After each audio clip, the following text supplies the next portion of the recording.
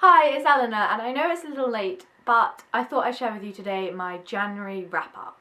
I managed to read 4 books in January, which I'm quite pleased with, and I'm going to tell you all about them. So the first book I read was How to Be Good by Nick Hornby.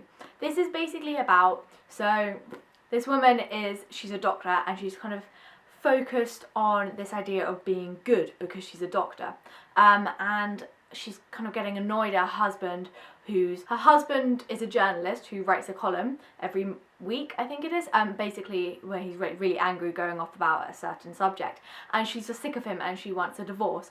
But what happens is that he changes and suddenly becomes really, really good. He starts giving money away to homeless people. He starts giving away food and all of these things, and she's just like, he's too good for her, and she's kind of battling, and it's all about like whether you're too good or like how good you should be.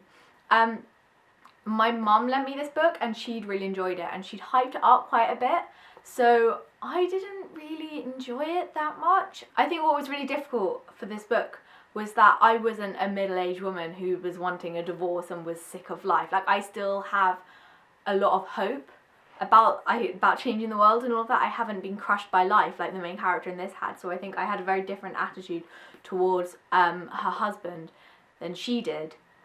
And so because of that, I gave it 3 out of 5 stars. The next book I read was The #1 Ladies Detective Agency by Alexander McCall Smith.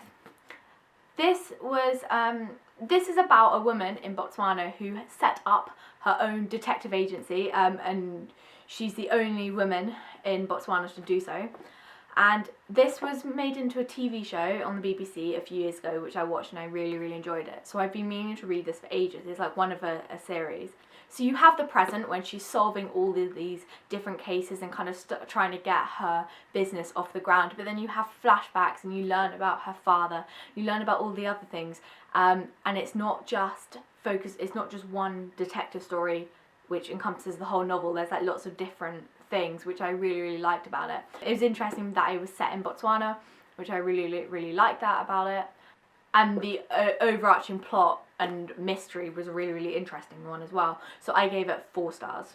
But I don't think I'm going to read the other books in this series. I liked it as a standalone. The next book I read was a non-fiction, and it was Women in Ancient Rome by Paul Crystal. And this basically, as the title suggests, it talks about all women in ancient Rome, but kind of focusing on different areas. So one of them was like the family, one of them was like magic, health, that sort of thing. And I found it so interesting. I'm really, really interested in women in ancient Greece and Rome, and I think this book was just like right up my street. It had some really interesting things which I never even thought about. However, what annoyed me was this is kind of targeted for the everyman, but the way it was structured is that it gave kind of lots of different examples and mentioned all of these historical figures. But if you had no idea about all these historical figures and had no idea like who was around in what specific time, like whether it was in the Roman Republic, whether it was under like emperors or what, it doesn't give much context. Luckily for me, I knew quite a bit, but that's only because I've studied it before and I've read other books.